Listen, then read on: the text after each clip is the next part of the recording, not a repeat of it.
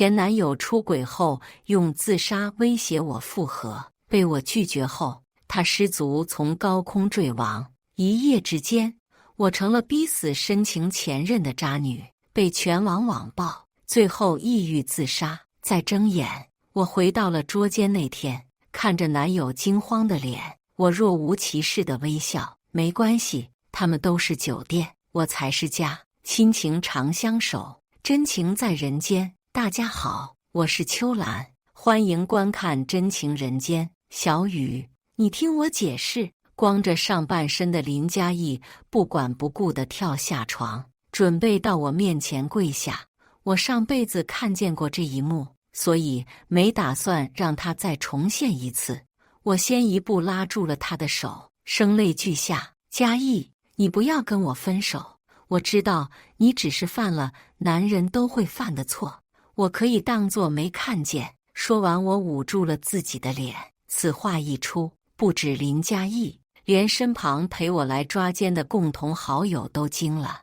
我和林嘉译这段关系里，我一直是强势的一方，颇有说一不二的意味。可现在林嘉译被捉奸在床了，我不仅表示不介意，甚至还委曲求全。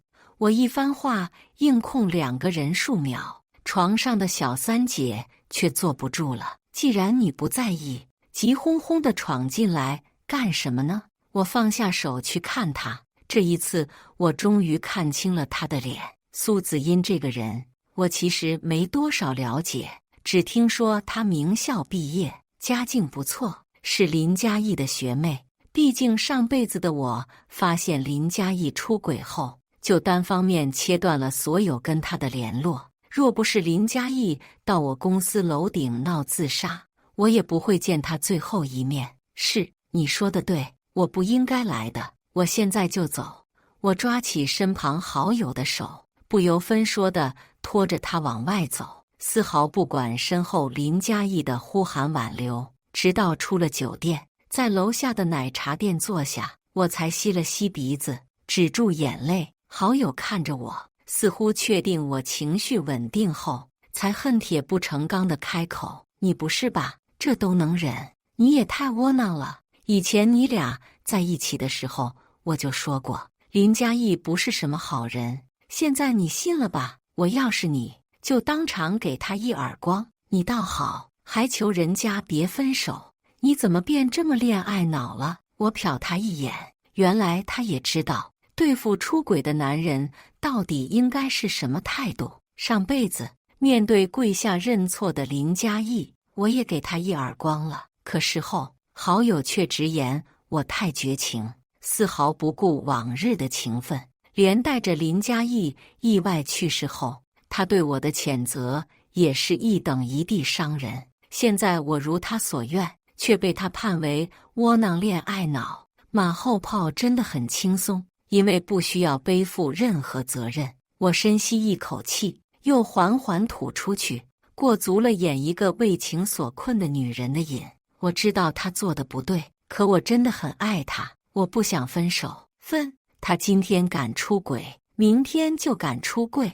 他被自己的笑话逗笑，可我却并不在意。林嘉译上辈子能拿自己的命来道德绑架我，就是因为分手这件事情是由我来主导的，所以绝情的是我，罔顾人命的是我，逼死林嘉译的也是我。那么这一次替我做决定的人不再是我，而是这些看不下去的正义民众。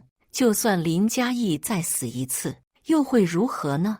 单单有好友的劝分还远远不够。上辈子林嘉译的死被无良媒体无限放大，造成极有影响力的舆论，才对我的生活有所打击。这一次就让我先行一步。人总是认可先入为主的。好友拉着我分析许久，我余光瞥见门口走进来的苏子音。林嘉译没追下来，苏子音倒是找到我了。许阳雨，既然你看到了，我觉得也没必要再瞒你了。我跟林嘉译是真心相爱的，但他还对你有亏欠。如果你有自尊的话，这个分手，我希望是你说的。苏子音声音压得很低，似乎自己也知道说出来的话不光彩，可我偏不如他的意，声音往高了喊：“你是说你睡了我的男朋友，现在还要来逼我退位是吗？”一句话让周围的八卦的目光全部聚集在我身上，真是瞌睡了有人送枕头，我还头疼，怎么把事情闹大？苏子音被我这一声喊得一愣，却很快反应过来，什么退位？别在这摆正宫娘娘的谱，现在是新时代，早就是自由恋爱了。我是想给你提个醒，给自己留点脸，别到时候被男人莫名其妙甩了，哭都没地哭。眼见有人举起了手机，我的状态更加亢奋。我第一次看见有人做小三这么理直气壮的，我现在就让你看看什么叫正宫娘娘。趁苏子音没反应过来，我站起身来的同时，耳光落到了他脸上，十分响亮，但盖不住有围观的笨蛋把录视频按成拍照时候的快门声。苏子音被我打得头偏过去，再转过头时，眼里有怒意跳动。我跟你拼了！他伸手过来要扯我头发，我直接拿指甲往他手臂招呼。头皮被扯得生疼之际，好友和围观群众才把我们拉开，可更多人在低头敲打着手机屏幕。这你还笑得出来？好友不解，给我递过来一张纸巾，示意我擦掉混乱间被苏子音泼了一脸的奶茶。相比起对面怒火快要喷薄而出的苏子音，我的状态好得出奇，我当然能笑出来。好戏即将开场了，苏子音最后哭着回了楼上酒店。我制止了要报警的店员，赔偿了奶茶店损失和清洁费后，我才跟好友道别，回了家。在车上，我开小号发了第一个求助帖子，发现男朋友出轨，怎么调理自己的心情？小三舞到我面前了，我很生气，没忍住打了小三。他是不是不爱我了？可他向我认错了，态度挺诚恳的。我知道男人都会犯错，我要原谅他吗？在这个女性主义觉醒的时代，我这个帖子无疑触怒了许多姐妹。有争议性话题的帖子自带流量，很快我就收获了一众骂声。不分手，留着过年。帖主脑子是不是被破坏了？别调理了。下次给老公洗内裤的时候，脸上不要带着笑容哦。人都出轨了，你还在想他爱不爱你？我真的哭死，哪来的傻女人？我一概没有回复。我从中午刷同城视频刷到晚上，终于看到有人把奶茶店的视频发出来了，配文配的就不好。现代正房和小三之争，速来围观，怪不得数据惨淡。只有零星几个点赞，需要我来帮忙。我给这条视频买了2000块钱的流量包，很快评论数量就到了4位数。除了站正房立场唾弃小三和站小三立场指责正房先动手打人的，还有一派在指责消失的男人。什么时候才能看到正房暴打男人的？本来就是男人做了混账事，还要让2个女人扯头花，怎么都在骂2个女孩子啊？该骂的不是这个男的吗？又美滋滋在大家伙眼里消失了，这男人真不是人。我要是这个男人，做梦都笑醒。2个漂亮姐姐，嘿嘿。我用那个发求助帖子的账号，针对底下的评论逐一回复。我是正房，我希望大家不要骂我的男朋友，他只是被不要脸的女人诱惑了，他主观上没做错事，是我做的不好，他才会出轨。如果我做得更好，他就不会犯错了。我不介意他出轨，他得出去吃了亏，才会知道谁是最好的。效果显著，网友们被我的言论气得半死，直言我是脑残恋爱脑。跟网友们对线完，林嘉毅恰好回来了，他进了门，看了我半晌，却只支吾着说出几个字：“对不起，小雨。”他神情低落，看我的眼里仿佛有千万情意要汹涌而出，又被歉意所阻挡住，一如既往的碍眼。他知道自己错了，可这道歉却不是真心的。他只会认为自己错在不应该拿我给他的卡开房，被我发现出轨，而不是错在对这段感情的不忠。早在一开始，我就知道林嘉义没有那么喜欢我，跟我在一起只是因为我能给他一定的经济支持，让他无后顾之忧地读研究生。如果有的选，他一定会就此跟我分手，跟苏子音光明正大的在一起。可他没得选，他自以为藏得很隐秘的，身上背负的80万赌债，只有我能帮他填上。我不介意的，嘉义。我开口打破沉默，他听到赦免，却深深叹气。你别说气话，我真的知道错了。我跟他谈了2年恋爱，他对我还是有了解的。曾经的我一定不会这么轻轻放下，毕竟我这种醋坛子，连女同学跟他一起吃饭都要问东问西。事实证明，女生的第六感有时候不得不信。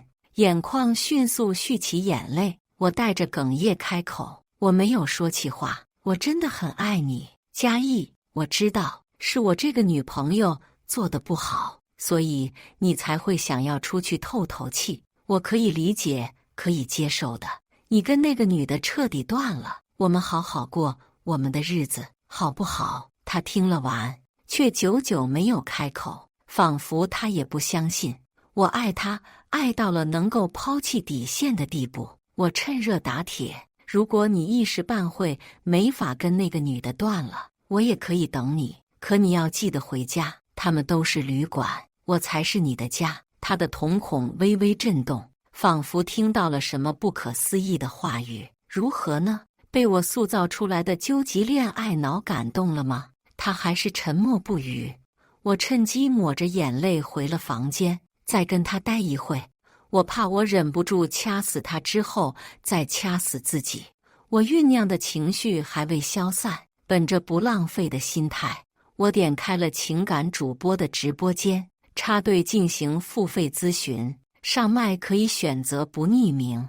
我直接点了公开信息，带着残余的哽咽哭腔开口：“我男朋友出轨了，可我很爱他，不想跟他分手。可他现在好像要选择小三，我该怎么挽回这段感情？”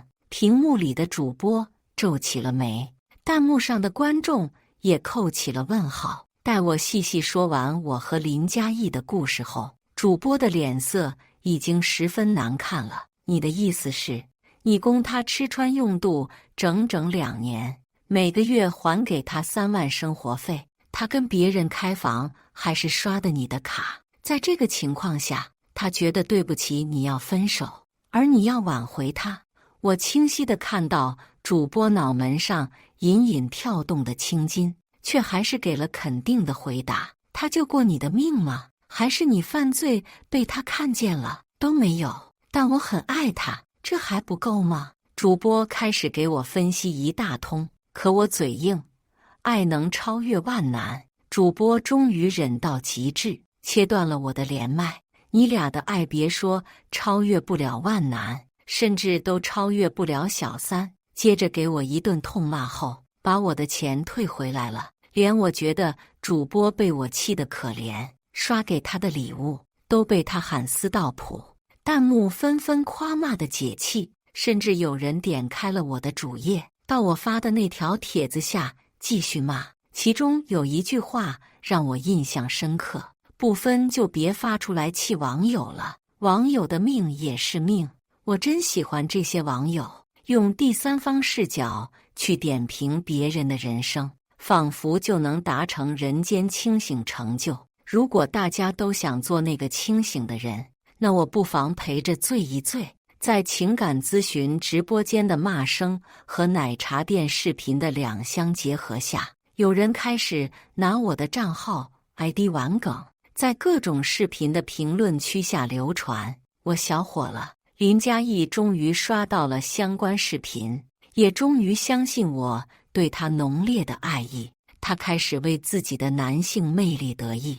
他给兄弟发的炫耀话语，一字不差的被转发到我这里。许阳宇被我拿捏死了，这辈子只要我不放开，他就离不开我。卡点，我其实早就知道，他当时追我，一是因为我有钱，二是因为我在圈子里的名声不错，他追到了有面子。而现在，我的痴情让他更加长脸了。我给他兄弟回了100的红包，兄弟领了之后发了个龇牙表情：姐，我真觉得林嘉义这人不行，不然你看看我呢。我没再回复，对方撤回了一条消息。我在圈子里已大方出名，想跟我玩的人不在少数。若不是当时林嘉义当时像初生牛犊一样不知死活的替我出没必要的头，若不是我当时见色起意，我也不能给林嘉义整整2年的安逸生活。可惜他厌倦这种安逸，非要找点刺激，那我也不是真的冤大头，任由一个白眼狼予取予求。林嘉义的得意日子没过多久，就发现卡被我停了。上次见面后，我就没再回那个为了林嘉义方便在他学校旁边买的房子。他只能给我发消息质问，语气似乎很着急：我卡怎么刷不了了？被你停用了吗？说话。他当然着急。在此之前，他上一笔消费是在某餐厅的双人餐，解决了吃，后面当然是住了。可惜这个酒店的费用要他自掏腰包了，公司的资金链出了一点状况，我得拿钱填补一下空缺。我尝试在对话框里更加低声下气，却换来他的得寸进尺：我可不管那些，你公司运营是你的事，我花这么点钱能改变什么？赶紧把卡给我解开，我要的就是这个效果。毕竟我们的聊天记录，观众不止我和他。这一次对话又加深了林嘉义的恶劣形象。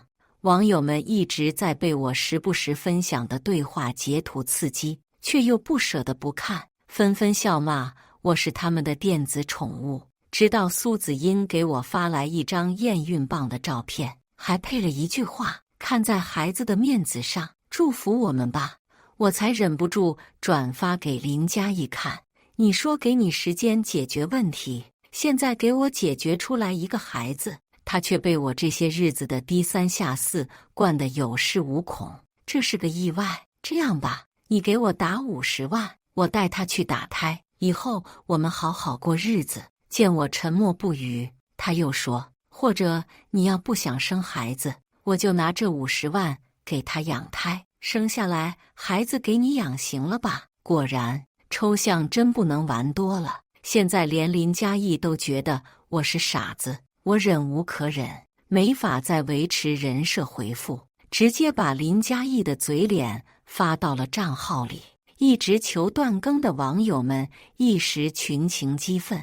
我真没见过这么不要脸的男的，也没见过这么不要自尊的女的。姐，我求你分手吧，你再不分，我要开叉车过来了，烦死我了。这种男的直播绝育我都只能V50，甚至还有网友怀疑我被林嘉义下降头，要请专业人士来帮我。在我坚持不懈的更新下，我的评论区终于没有任何一个为林嘉义说话的人，做戏做全套。我把好友喊出来买醉，在他面前放声大哭，哭诉我的情谊被辜负，我的爱恨已入土。他被我触动，跟着骂了林嘉义一晚上。可我只需要他那张大嘴巴，把我的伤心欲绝的可怜模样宣传出去。再次醒来，几乎所有人都在劝我，甚至逼我分手。这才是时机成熟的标志。我终于能发出那句象征一段关系结束的话语：我们分手吧。这一次，我可并不绝情，也没有不顾往日情分。分手是大势所趋，我只是顺势而为，林嘉义却没回应这句话。你在哪里？我们见一面。我和林嘉义的见面约在某咖啡厅。被问及为什么不在家里等他，我重重叹息之后，才向他坦言，公司快破产了，最近的大项目被上面喊停，拖一天，公司的寿命就少一天。我没办法再给你凑出那50万给你解决问题，所以把房子挂售了。他却没有半句关心的话语，反而拧眉质疑，真的这么严重？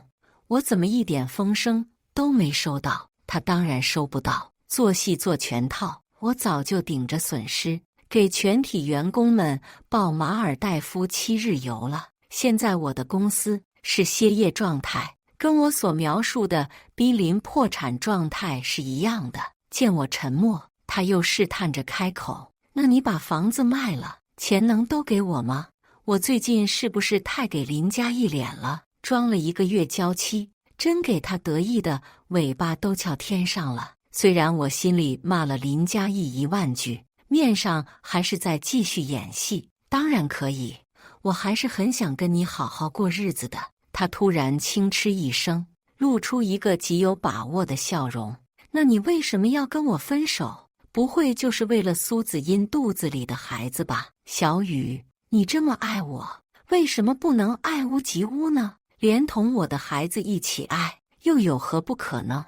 他倒是挺会蹬鼻子上脸的，那我也不客气了。可是嘉义，这一次公司破产，我可能要欠一大笔钱，我愿意爱屋及乌，你愿意跟我风雨同舟吗？我握住他桌面上的手，用尽毕生所学演这份期盼。可他脸色大变，表情明明白白写着不愿意。他沉默了会，像是突然开窍，猛地抽走自己的手。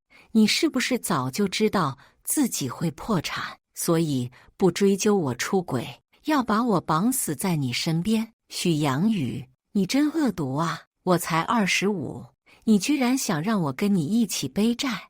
我说，你怎么突然跟变了个人一样？原来在这等着我呢。他以为自己通晓了一切，包括我对他态度的转变。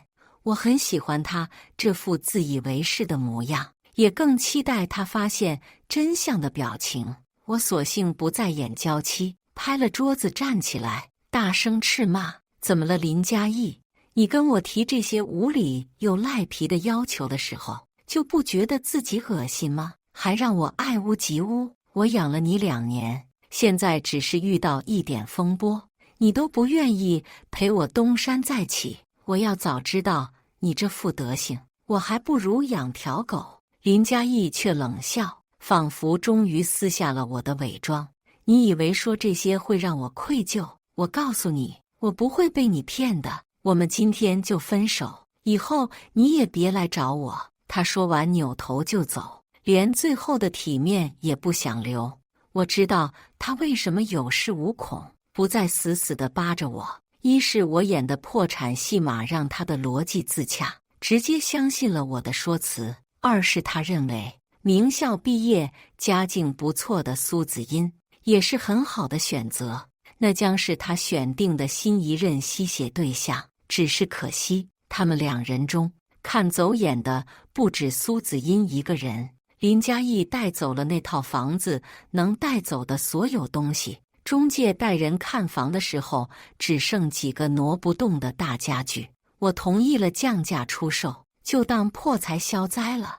我把分手的结果更新到账号里，赢得一片网友们欢欣雀跃的恭喜。他们都觉得自己又拯救了一个恋爱脑女性，能大大增添功德。互联网是有记忆的，林嘉义的形象已经刻板的不能更甚。在此以后，他在做什么妖？这一段记忆都会被翻出来，成为网络法庭的呈堂证供。苏子茵不甘示弱，也注册账号发了自己和林嘉义的合照，还配文：守得云开见月明，不被爱的才是第三者。被网友骂不要脸，他还当网友在嫉妒他找到了这么好的对象。不过抛开事实不谈，林嘉义在各方面确实都像一个潜力股，名校研究生，年轻有为，还有一双能迷倒万千少女的深情小狗眼。苏子英觉得自己捡了个什么好货，其实那里是个背债的烂赌吸血鬼。一如以为自己找到下任血包的林嘉义，苏子英看似风光，其实他的家境只够为他自己镀金，买下这个学位。说不好听的，他是曾经风靡网络的假名媛中的一员，哪里会有余力去帮林嘉义偿还赌债呢？只是现在他们都还没撕下对方的伪装，我很期待那一天，林嘉义的名声在圈子里彻底毁了。刷到这个账号的朋友一传十，十传百，无一例外都在唾弃他，可他本人却不在意，甚至觉得自己被女人抢着要是他的本事，还在朋友圈子里逢人就说我的坏话，以此维护自己的男性尊严。许阳宇是找不到更好的男人了，你以为他是真爱我呢？他就是准备跟我绑死，我可没那么傻，你也别被他骗了。现在他大难临头，说不定就想找个人跟他一起背债呢。我是聪明，先一步看透了这女人的意图，不然我可倒霉了。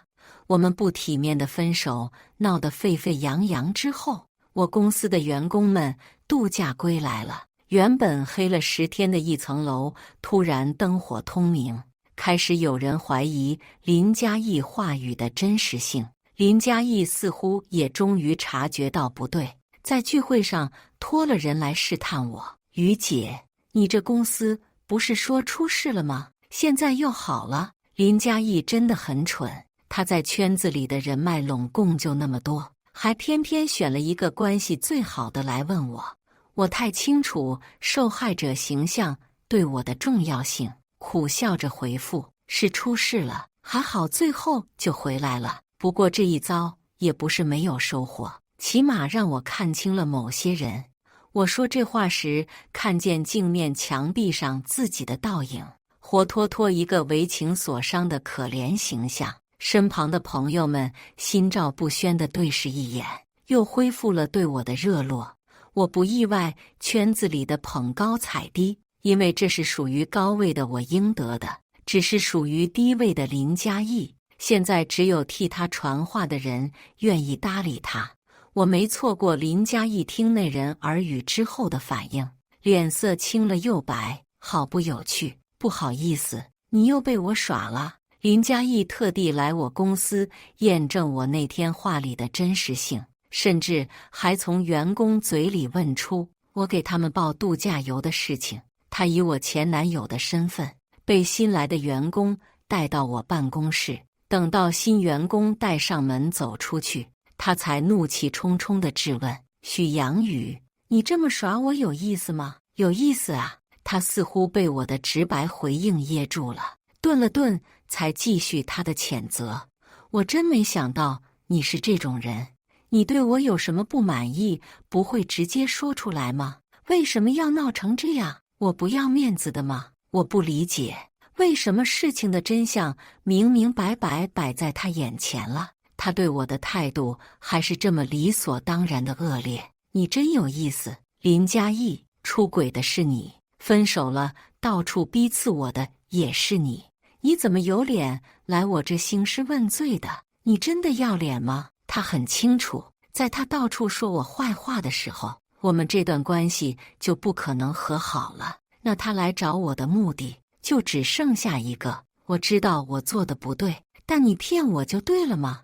我们在一起这么久，我也不想跟你闹得太难看。这样吧，那套房子不是卖了吗？你把钱转给我，我们一刀两断。他倒是想得美，我看腻了这副嘴脸，失去了跟脑残沟通的耐心，直接拨通了保安部电话。送客。林嘉义急了，仿佛没预料到我如此不通人情。许阳宇，你浪费我2年青春，给我点补偿费不过分吧？直到他被保安客气请离，我也没再跟他多说一句话，随即在公司群聊下了指令：以后别放这个人进来。被一溜的收到刷屏后，有同事发了个直播间链接，老板，你看这个人是不是刚刚出去的那个呀？他在楼上闹自杀呢。直播间里的林嘉义确实在我们公司楼顶的栏杆上吹风。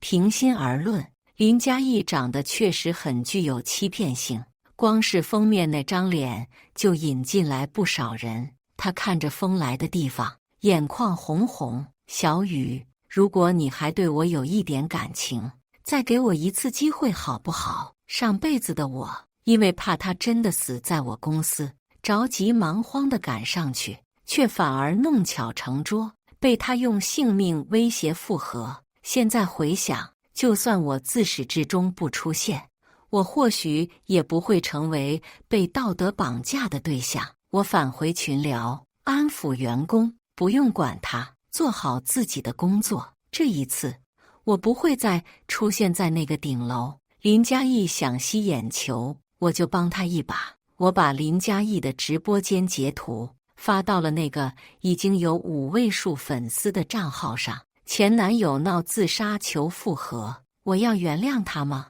冲浪速度在一线的网友们迅速把2个账号结合起来，然后一致把枪口对准了林嘉义，开始在他的直播间里刷屏。姐妹们别被骗了，这闹自杀的就是那个软饭硬吃男啊！厉害，恋爱脑姐现在清醒了，这男的吃不到软饭了，开始整这出。要不是我追过恋爱脑姐的连续剧，我就开始同情这男的了。林嘉义也在看弹幕，短暂愣神之后，迅速调整好自己为情所困的情绪。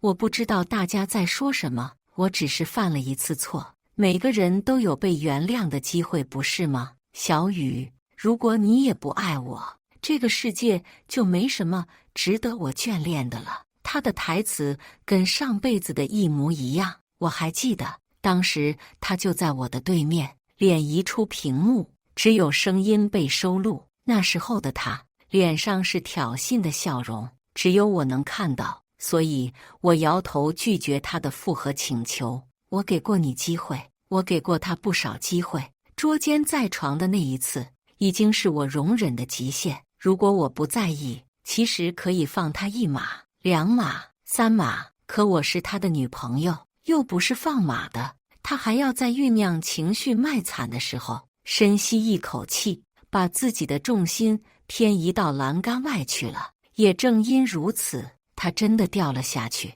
惨叫跟直播一起停止，他和他的手机都摔得粉身碎骨。而这一次，我这个搭戏的不出场，他这出独角戏究竟想唱给谁听呢？林嘉义的直播已经持续了20多分钟，仍然不见我有动作，似乎开始心急。小雨，你不信我真的会跳下去吗？而弹幕被我的观众们占据，纷纷对他阴阳怪气。别呀，你死了没关系，别让你的孩子没爹呀。我知道你急，但是你先别急。今天看到一个教科书级别的道德绑架了，截图留念。他想树立的痴情人设，早就在我的账号里烂得不成样子。在现在的网友眼里，他出轨、软饭硬吃、爱吐，还不要脸。现在还直播完道德绑架，自然没有人再像上辈子一样称他为爱冲锋的勇士，为他发声。而林嘉义是不会有真的跳下去的勇气的。这场闹剧在30分钟时落幕。平台封了林嘉义的直播间，大楼的保安也不怎么客气地把他架了下去。他在被保安像鸡仔一样撵出去，半句声都不敢出，哪还有在楼顶上的潇洒样子？到此为止，林嘉义已经不会再有任何能威胁到我的资本。但事情还没完，赶走一个林嘉义，又来了一个苏子音。中介收房的时候给我打电话，有个女人在门口不让他们进去，随即电话被移交到那个女人手里，开始对我劈头盖脸一顿骂。你要不要脸呢？许阳雨，林嘉义给你买的房子，你二话不说就卖掉了，钱也不还给他。许阳宇，我告诉你，你什么时候还钱，我就什么时候走。我本就纳闷，林嘉义是靠什么吸引的苏子音这位一心想找潜力股的假名媛？原来互相都在骗，都给对方制造了一个美好的幻想。我劝你好好想想，如果房子是林嘉义买的，我凭什么能有权利处置？你或许没跟任何一个我们这个圈子的人打听过吧？回去好好问问你孩子他爸爸。别得了2句话就当圣旨一样来发疯。说完，我没等对方反应，挂了电话，又给中介发了消息，该怎么处理怎么处理，出事算我的。苏子音却走得很果断，有一些他可能刻意忽略的点被我着重提及。他也不是什么很蠢的人，一定能想到点什么。林嘉义闹过自杀后，彻底沦为笑柄，被踢出了这个他当初费尽心思挤进来的圈子。只有那个收了我的钱，潜伏在他身边当卧底的兄弟，还能陪他说说话。苏子音回去后跟林嘉义大吵一架，差点把他赶出自己的出租屋。他跟他的兄弟说后悔，因为他现在才知道苏子音也是个表面光鲜的假名媛。苏子音说我骗他，可他也没跟我说实话呀。要是早知道，我哪会冒着跟许阳宇分手的风险跟他上床啊？仿佛他把人睡了，还弄出孩子，是他吃了大亏。兄弟假惺惺地关心他几句，他又开始展现他的把握。没关系，你就等着看，有苏子音肚子里这个孩子，这女人也得被我吃得死死的。可他自信过了头，忘记现在的孩子并不能完全束缚母亲。追债的人第一次上门催收，苏子音出租屋的门被踹凹进去半个拳头。那并不是正规的追债团伙，毕竟林嘉义去的也不是正规赌场。他们再一次爆发激烈争吵，苏子音被吓得不轻，扬言要把孩子打掉，跟他分手。林嘉义故技重施，我当时跟他说，我反正也是烂命一条，只要他敢打胎，我就敢拉着他一块死。女人就是不经吓唬，直接就学乖了。他的得意只持续到第3天，他出门再回来，苏子音已经收拾东西跑了。在大门敞开的出租屋里等待他的，只有催收团队的几个满脸横肉的大哥。他嚷嚷着现在是法治社会，让他们滚出去。被收拾了一顿之后，林嘉义老实了，他上交了所有值钱的东西，又保证能够把钱还上。可哪里还得上呢？林嘉义开始发了疯地找苏子音，可问遍了才知道，苏子音已经休学回了老家，连同他的孩子、他的希望一并带走了。林嘉义不敢再停留在那个出租屋，开始居无定所的流浪。毕竟一被追债的抓到，就是一顿毒打。那些人知道他还不上债，却也没打算放过他。跟那个兄弟的最后一次联系是林嘉义找他借钱，我看他真挺可怜的，就给他转了300。自此之后，连兄弟也失去了他的消息。我没再准备去关注林嘉义，毕竟烂水沟里的淤泥，没有人会再多加关心。我把公司干到上市的那一年，在分公司附近的地铁站看到了跟林嘉义长得很像的乞丐，可那乞丐没了双腿，只能半躺在地上咿呀卖惨。